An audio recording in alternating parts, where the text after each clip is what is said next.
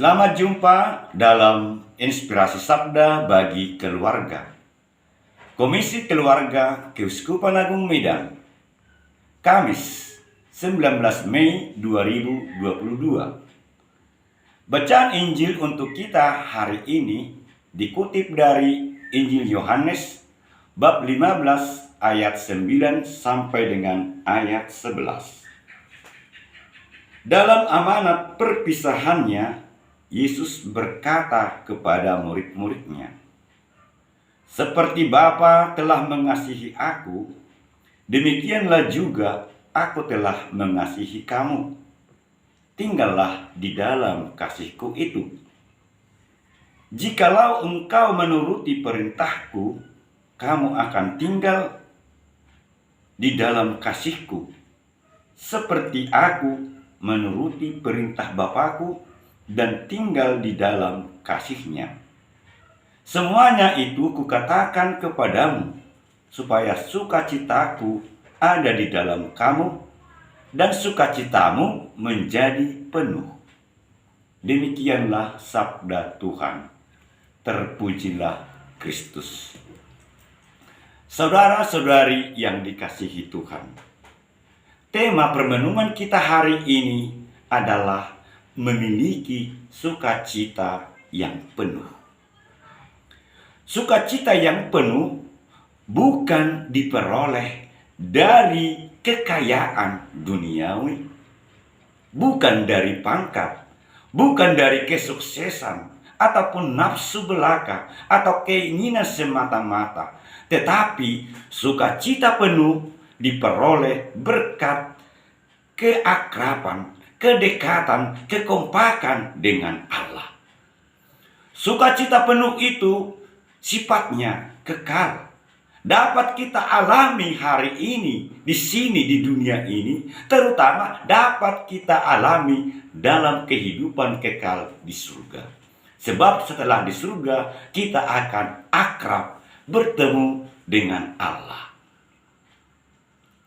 Untuk mendapatkan sukacita itu, Yesus menasihatkan para muridnya supaya hidup saling mengasihi sebagaimana Allah Bapa telah mengasihi Yesus dan sebagaimana Yesus sendiri telah mengasihi para muridnya.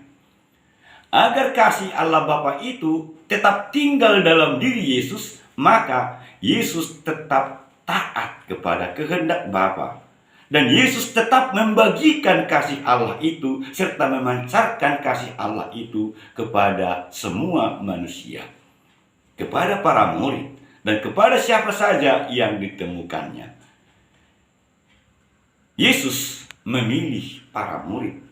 Yesus mengangkat mereka menjadi murid-muridnya dan menjadikan mereka sahabat-sahabatnya tanpa membeda-bedakan mereka, apakah seorang pemungut cukai, orang berdosa, nelayan, dan lain sebagainya.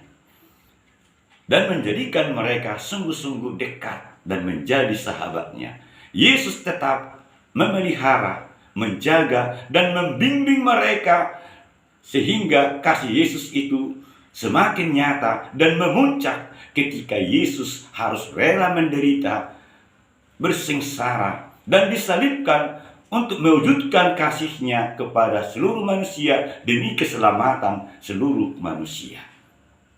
Maka saudara-saudari yang dikasihi Tuhan, sebelum Yesus naik ke surga, para murid disiapkan dan diutus menjadi pewarta kasih dan menjadi saksi keselamatan, saksi kebangkitannya di dunia. Apa pesan firman ini kepada kita? Sebagai pengikut Kristus, kita pun hendaknya hidup saling mengasihi satu sama lain. Mengasihi sesama bukan karena ada apanya, tetapi mengasihi sesama dengan apa adanya.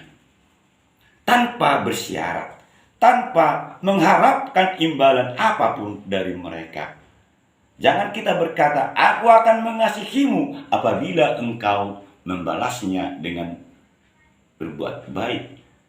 "Aku akan membantumu kalau kau mau membayar saya sekian rupiah tanpa ada harapan imbalan.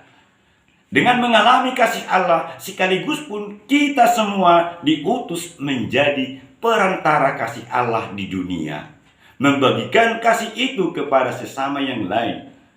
Ingatlah saudara-saudari yang dicintai Tuhan, ketika kita membagikan kasih, berarti kita juga sudah mewartakan kasih Allah kepada manusia. Hendaknya kita harus mampu berkata, aku akan mengasihimu meskipun engkau miskin, meskipun engkau tidak punya harga diri, meskipun engkau orang berdosa, tanpa syarat. Begitulah kita memancarkan kasih Allah tanpa mengharapkan imbalan apapun. Bahkan kasih yang sejati harus rela kita mengorbankan diri, mengalami penderitaan demi kebahagiaan semua orang. Memancarkan kasih berarti orang lain mengalami kasih dan mengalami sukacita, bukan membuat orang lain menderita. Oleh sebab itu, sebagai pengikut Kristus dituntut agar menjadi perantara kasih Allah dengan hidup saling mengasihi sebagaimana diteladankan oleh Kristus sendiri. Maka dengan saling mengasihi berarti kita telah melaksanakan perintah utama yang menjadi tanda pengenal kita sebagai pengikut Kristus. Dengan saling mengasihi, semua orang akan tahu bahwa kita adalah murid-murid Kristus dan ikut ambil bagian menciptakan dunia baru, menciptakan persaudaraan, kerukunan di tengah-tengah masyarakat ataupun di mana kita berada. Saudara-saudari yang dicintai Tuhan, apa pesan firman ini di tengah keluarga kita? Keluarga Kristiani, keluarga kita merupakan gereja kecil yang disatukan oleh kasih Allah. Suami istri diikat oleh kasih Allah. Maka satu sama lain hendaknya saling mengasihi. Mari membangun keluarga kita menjadi komunitas kasih. Satu sama lain berusaha mewujudkan perbuatan kasih, membagikan kasih Allah. Dengan demikian, kasih Allah akan tinggal di tengah keluarga kita. Ayah harus mengasihi istrinya dan memberikan seluruh hidupnya membahagiakan istrinya. Istri juga demikian, harus menaati suaminya dalam segala hal. Demikian juga anak-anak harus menghormati orang tuanya dengan sepenuh hati. Dengan demikian, maka kita akan semakin akrab, semakin disatukan, dan sukacita di tengah keluarga akan penuh. Dan menjadi bekal kita juga mengalami sukacita kekal di surga bersama Allah. Semoga Tuhan memberkati kita semua. Amin.